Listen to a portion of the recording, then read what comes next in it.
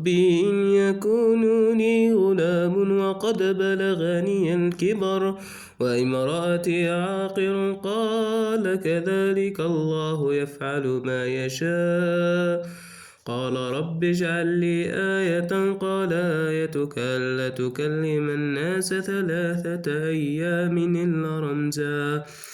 واذكر ربك كثيرا وسبح بالعشي والإبكار.